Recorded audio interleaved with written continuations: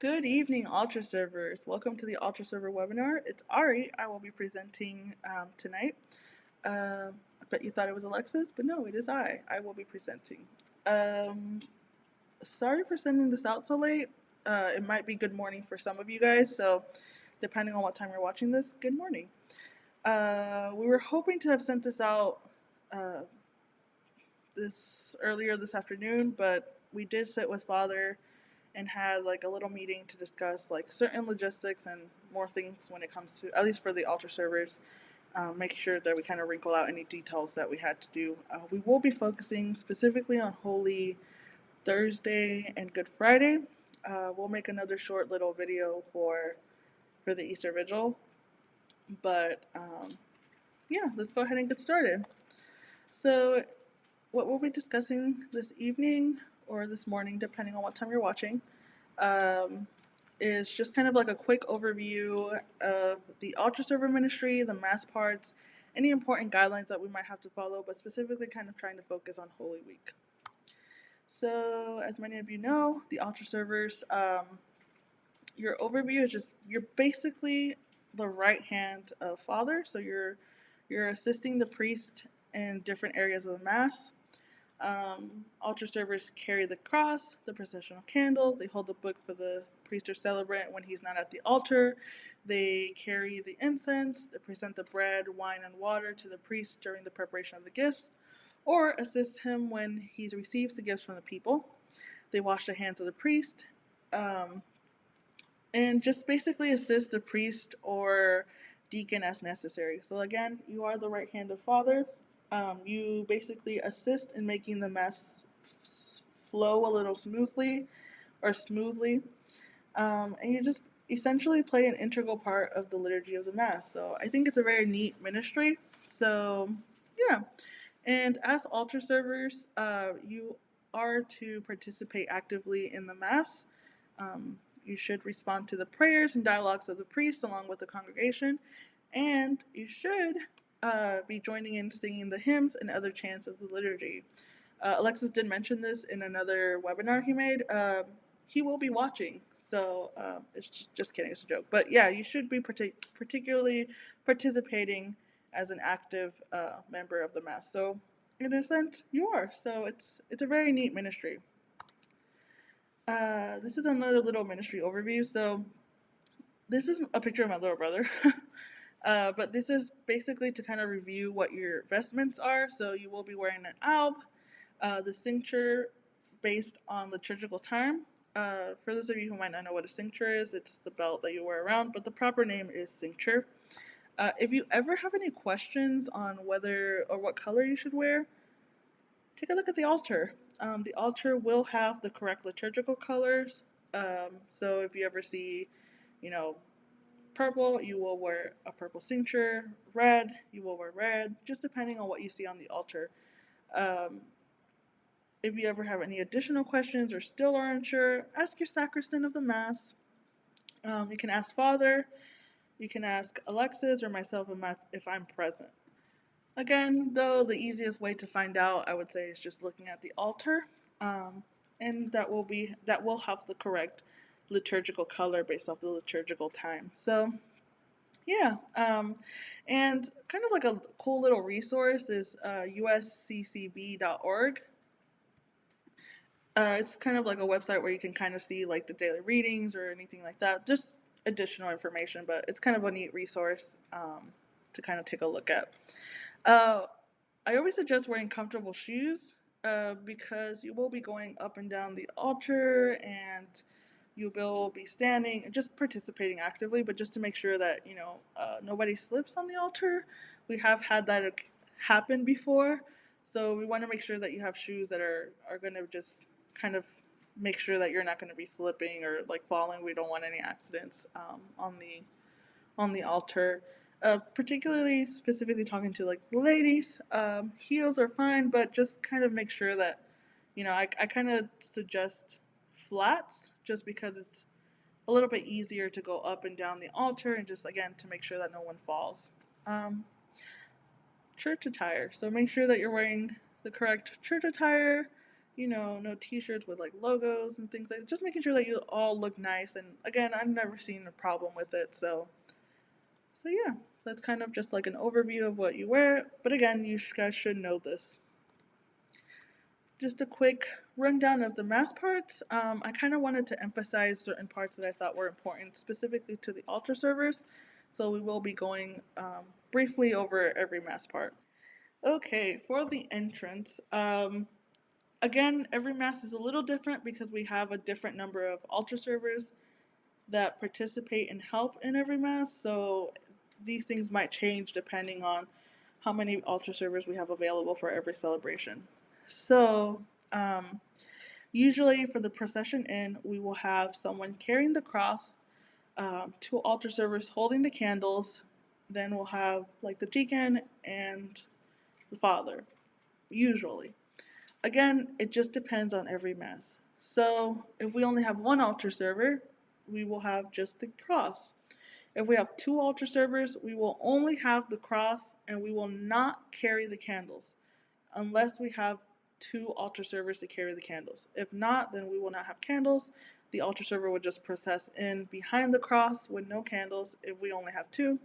But again, it just depends on every mass. So, but yes, we normally carry the cross. Um, from there, we have the readings. We have for the first and second reading, you will remain in your seats, kind of following along the Mass as you normally do. Now, this is important for the gospel, specifically for the gospel. We will need, and normally we do, two altar servers to come to the front of the altar. They will bow, retrieve the candles on the altar, and then stand on either side of the ambo where either the deacon or the priest will read the gospel. Again, during the gospel, when we have enough altar servers, so specifically two, we will need those two altar servers to come to the front of the altar, bow, head up the altar, retrieve the candles, and then move on either side of the ambo when the deacon or father will read the gospel. After the gospel is done being read, then you will move them over back to the altar, come down the altar, bow together, and then move back to your seats to continue with Mass. So, again, it just depends on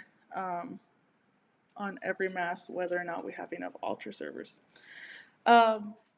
So, after the readings, we normally have the offertory. So, you won't see it on the slide, but we do have the offertory. During the offertory is when the ushers pass out the baskets, and this is the time where the cross will move to the back of the church and we'll be the one processing in with the gifts, and then the altar servers or any altar server that we have available that's not holding the cross will assist Father in receiving the gifts. And then again, during this time is what we normally do is the preparation of the altar and preparation for the consecration. So again, as many of you know, this is kind of that part during after the reading, but during the offertory. So then, another essential part we have is the consecration. For the consecration, this is where normally we'll have either I don't want to say the most experienced altar server, but just, whoever we have trained, or essentially we want to train everybody to know every part of the Mass.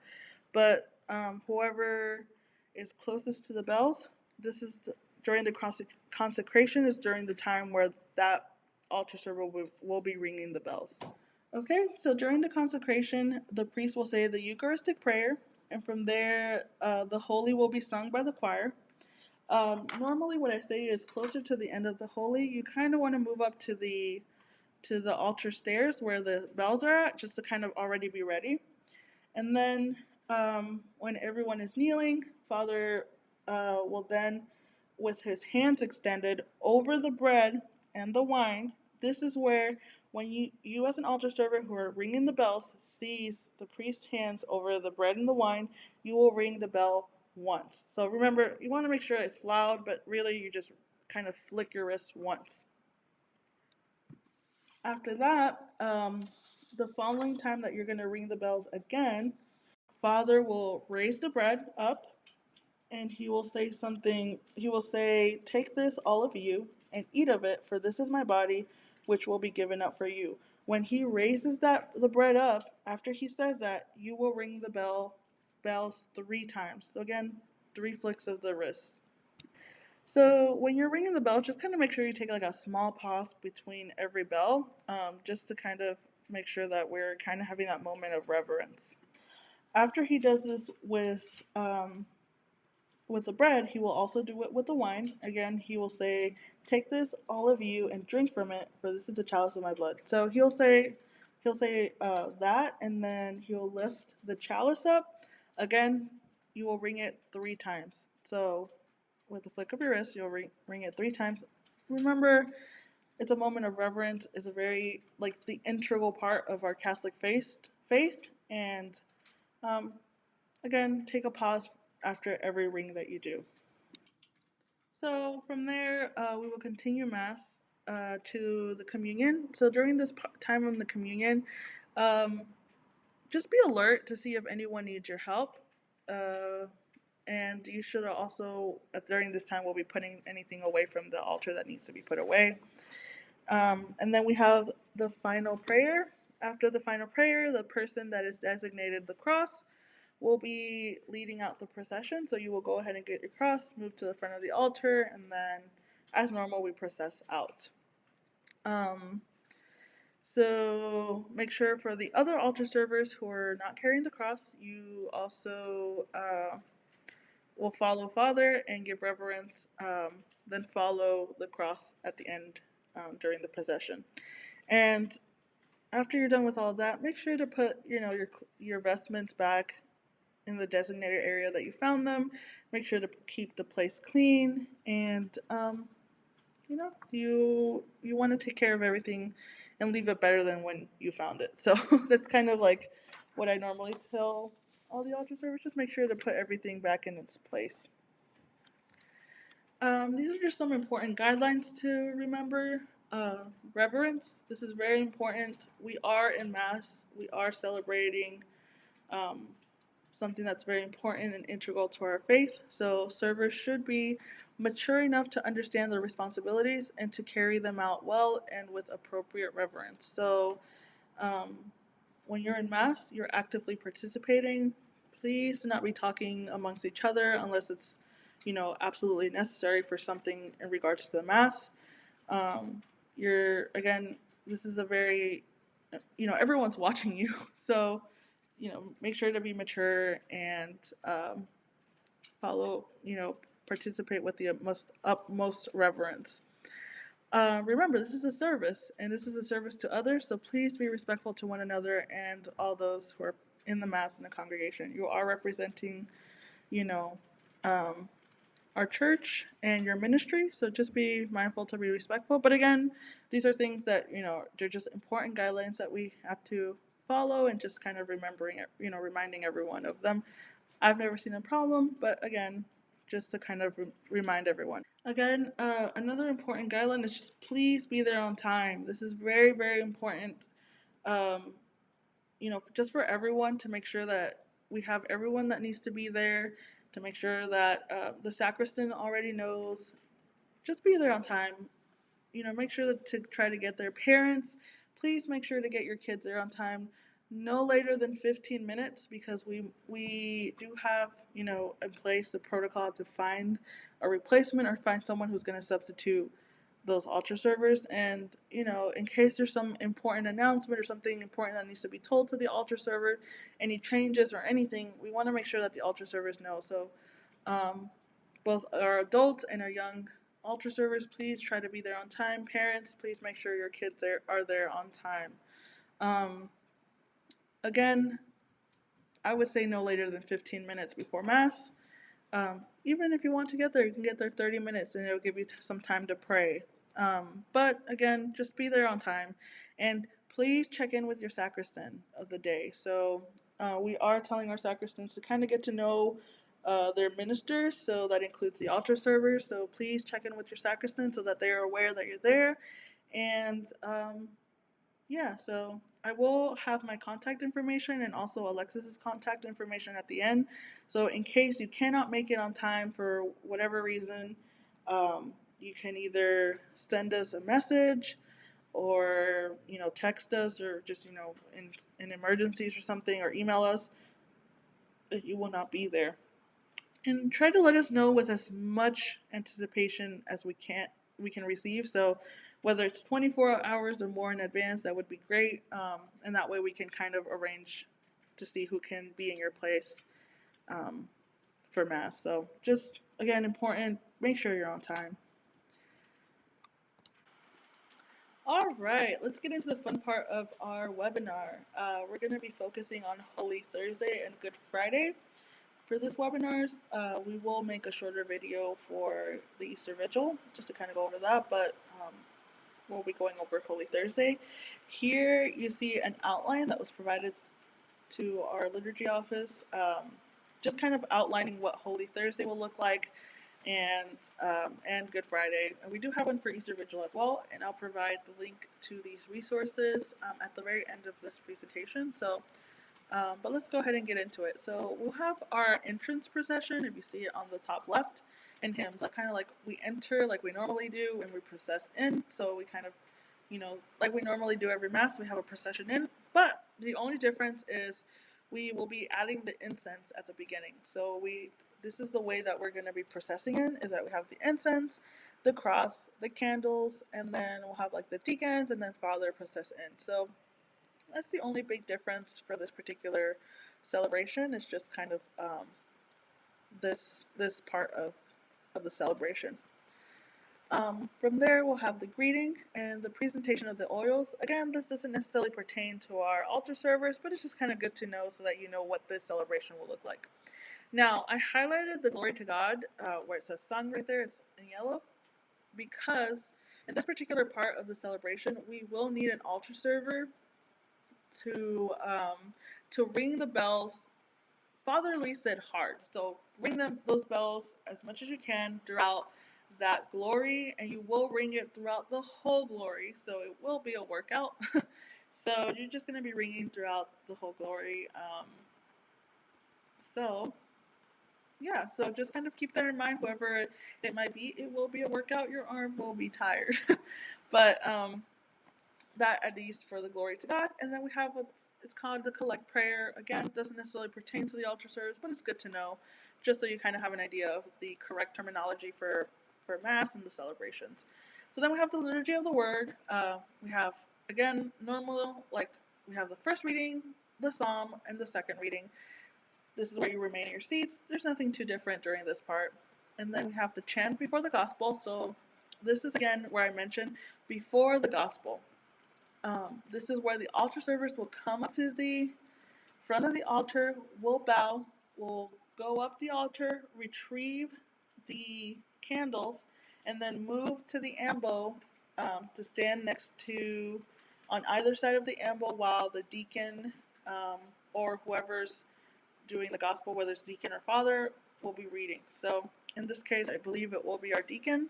So again, during the gospel is when two altar servers will go up to get the candles and hold them during on either side of the ambo during the gospel. From there, after the gospel is over, you will move the candles back to the altar, just like we normally do in every Mass, and then you will come down the altar, bow, and then move to your seats. From there, we have the homily. Again, pretty much similar to every Mass. Now, here's where it changes a little bit. We have the washing of the feet. So, during this particular part, there's nothing necessarily different that an altar server has to do, but it is like a part that you might need to assist, whether it's removing the bowls that we use to wash the people's feet during this time. So again, we'll kind of go over it tomorrow during our little meeting before Mass. But you will have to remove it just to assist there. So whether it's like getting towels for Father or taking towels that are already used and putting them away in the back. And I'll show you again where that will be. But again, nothing like too special or crazy that's going to be going on during this time. So it's just you will be assisting whoever is there, whether it's removing the used bowls or towels, and again, I'll show you where to put them. Um, so after the washing of the feet, we'll have the profession of faith, and then general intercessions. Again, doesn't necessarily pertain to the altar servers, but it's good to just know for mass purposes. Okay, following the general intercessions, we have the liturgy of the Eucharist. So this is again, it's going to go back to the altar service. So this is important for you guys. So we have the presentation of the offerings. What that is just basically the offertory. So that's when the ushers will give out the baskets. The cross will head to the back to process in with the gifts, and the altar servers will assist Father and the deacons to receive the gifts and putting them on the altar and assisting with the preparation of the altar. So this is pretty much, again, pretty much a regular mass from here. From there, you have the prayer over the offerings, which is things that Father will do. The Eucharistic prayer, which is what Father's going to do. The preface, again, Father will do. And then just to highlight the Holy, Holy, Holy, this is kind of where I tell you to kind of get to the altar stairs, just to kind of be ready. At the end of the Holy, Father will do his prayer and have his hands extended over the bread and wine. This is where the altar server will normally ring once, and then following from the priest and his hands extended, he will grab the bread. Well, he'll say a few prayers, and then he'll grab the bread, and this is where he would normally say, take this, all of you, and eat of it, for this is my body, which will be given up for you. So this is where he holds the bread up, and the altar server will ring the bells 3 times. Again, make sure to make it as reverent as you can, and take a pause between each ring. Following from the bread, he will take the chalice with the blood and will say, take this, all of you, and drink from it, for this is the chalice of my blood. So again, when he lifts the chalice up, that's when the altar server will ring 3 times again. So again, pretty much similar to every mass that we normally have. That's kind of what will be said. And then we have the memorial reclamation, the great man. We'll have the Lord's Prayer, which is our Father, the sign of the peace, the breaking of the bread, just the communion things that we normally have. But it's kind of a really nice outline for you to kind of see liturgically what the Mass looks like. Then we have the hymns, the prayer after communion. So moving forward, we have the transfer of the most blessed sacrament. So here is where we need our altar servers again. After the Holy Communion, this is where things change up a little bit. So we have an incensation, which is what Father will do, the acclamation in hymn, and then the procession to place of reposition. So this is important just because this is going to be kind of a procession outwards, but it's not going to be like we normally have. I have like a little diagram that we'll go over, just kind of showing you how we're going to process out. So we're going to process out the way we processed in. We have the incense, the cross, the candles. Behind the candles, we're going to have extraordinary ministers behind the candles. And then we'll have deacons and then Father with the Blessed Sacrament. So again, this is where we have the utmost reverence. This is where, that's that part in the, we want to have utmost reverence throughout the whole Mass, but again, we're trying to be respectful and mindful of just during this time. If you're not participating in any of these celebrations, this is still important, for future reference for anybody. But again, utmost reverence, and I will show you the diagram of how we're heading out. So I made this little diagram, so hopefully you can understand it. We have the altar.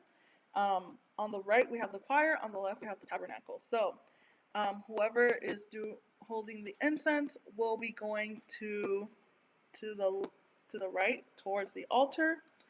Towards the choir. And then going down that little path, you're going to kind of follow it and go all the way around back to the front of the altar. And then going down like you normally exit, and then going into the chapel through the narthex. So again, we're going to go over this before the celebration, but I did want to kind of show you a little diagram just to kind of give you an idea of how it's going to look like. And then I have a picture after this from last year, so you kind of have an idea of what it does look like. Father will be kneeling. We will all be there kneeling as well, and then I'll let you guys know when you guys can get up and then put everything and exit basically. Um, so yeah. So just kind of like a liturgical uh, fun fact or like lesson or something. The Easter Triduum is actually like it's kind of like as an entirety. It's like a whole mass celebration, but it starts from Holy Thursday and it doesn't end until the Easter Vigil. So it's kind of like a cool little fun fact. So technically, this is an ongoing mass up until the Easter Vigil. But um, so from this particular part where we're in the chapel, again, this is the end of the celebration, but it's not necessarily the end of the Triduum. So it's just kind of like the beginning part of it. So it's kind of cool in terms of like liturgically, it's very very very beautiful, and I did want to throw that out there. So this is kind of where we're gonna end, just so you kind of have an idea of what that's gonna look like at the very end. So let's move forward. So Good Friday. So here is where things are different. So at the entrance of the ministers, everyone is silent. So this is just for the altar service. We're all going silent. Again, we want to be respectful and reverent during this time. This is the passion of our Lord. So this is Jesus' death. So please keep that in mind. So as normal, it'll be the altar servers coming in first, the deacon and father coming in last. Um, you kind of will make room. Father and the deacon will lie on the altar prostrate. So you guys on the sides will kneel for some time. Um, and then once you see father and deacon kind of get up, then you guys will get up and move to your seats as normal. From there, we have the first reading, um, the responsorial psalm, the second reading as normal, and then the chant before the gospel and the gospel reading. Because there is no candles, of course, you don't need to go find candles or anything. You don't have to worry about that because there is no candles during this time. Um, so, just so you keep in mind, you kind of stay at your seats for this time. Father will say a homily. There's a silent prayer and then solemn intercessions. Again, this doesn't necessarily pertain to the altar servers, but it's good to kind of have an idea of what's going on. So from here we have the adoration of the Holy Cross. This is where the deacon will go get the cross and come in and process in by himself with the cross and then uncover it for the community or for the congregation to adore. So this doesn't necessarily pertain to the altar servers until a little bit later. So you'll have the invitation, and then we have the procession. Again, doesn't necessarily pertain to the altar service, but it's just kind of good to know. From there, you have the adoration of the Holy Cross. This is where there will be 3 stations. We'll have one at the front of the altar, and then 2 on the sides that'll have crosses, and then the altar servers with the purificator will wipe where people might kiss the cross. So again, that'll be during the adoration of the Holy Cross. So it's just kind of good to know and have like this outline again for these celebrations. And like I mentioned before, I will have like at the end the link for this outline, so you can kind of, whether you want to print it out and take notes for yourself, you can. Okay, and then from there, for Holy Communion, this is where we will need the altar servers. We will need 2 altar servers to go with deacon. So the altar servers will lead with the deacon to go to the back of the narthex and retrieve the communion that was left in the chapel. So, like I mentioned before, we will do a run through of this. So, I would say try to get there an hour before before the service time. So, if you are participating in the English Good Friday service, let's try to be there at 2, just so we can kind of run through this together. If you will be at the Spanish service, again, try to be there at 5 because we'll kind of run through this as well. And so yeah, so just so we can kind of do like a quick run through. But again, you will go to the back. We will have someone with candles waiting for you. That way you can process in with candles. And then I have a little diagram that I can show you real quick just to kind of show you what that will look like. But so you will exit from the altar with the deacon. Sorry, not exit. You will process out with the deacon from the altar to the narthex, and then go to the chapel to retrieve the consecrated host. So again, we will have people.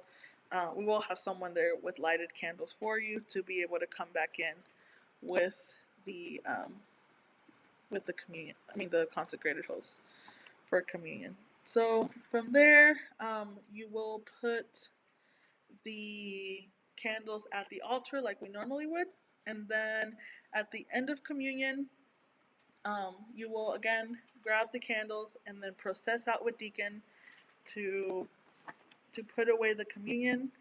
And then when you come back, I will show you in this picture here. You will put the candles next to the cross. Myself and Alexis will put the bases there for you, so you don't have to worry about that. We will have that ready for you, and you can just put them there.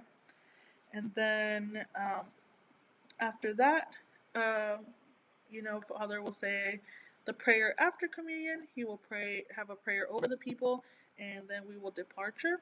So we will all depart, genuflecting to the cross, kind of like you see here. This is the way we're going to exit. We will all the altar servers will kneel there with Father in front of the cross, and then for a short while, and then you'll get up and then exit in silence. Again, utmost reverence, and just kind of being respectful and mindful of that. But again, I have no problems with you guys. You guys have been great, and that's kind of how we're gonna exit. So from here, I do have, that's the end of that celebration. And here we have the website, like I told you, that it's fdlc.org, which is the Federation of Diocesan Liturgical Commissions. And if you see my little bubble there, I did circle where you can find the PDF of these outlines for these liturgical celebrations. And you can scroll at the very bottom and you'll see them there. You can print them out and write notes for yourself. But I'll try to see if I can link them in the email as well. Here I have our contact information. The Director of Liturgy and Music, that's Alexis. I have his email and personal telephone number in case you need to get in contact with him, either for like any kind of scheduling situation, whether you can or can't make it to a certain celebration. Just kind of send him an email or text him. I have my personal number as well there if you want to get in contact with me if you have any kind of questions or anything of the sort. I can also assist with anything like that. So, if you want to get in contact with either of us with questions or something, we're always happy to help. I am hoping to have a practice for every single one of these celebrations, probably an hour before. So let's go ahead and just say for Holy Thursday, let's just meet at 6. We can kind of do like a quick run through of everything at 6 for the 7 p.m. celebration on Holy Thursday. For Good Friday, let's meet an hour before the service. So if you're participating in the English Good Friday service, please meet with me at 2 at the church, and we'll do a quick run through of that. And then for the Spanish service, let's do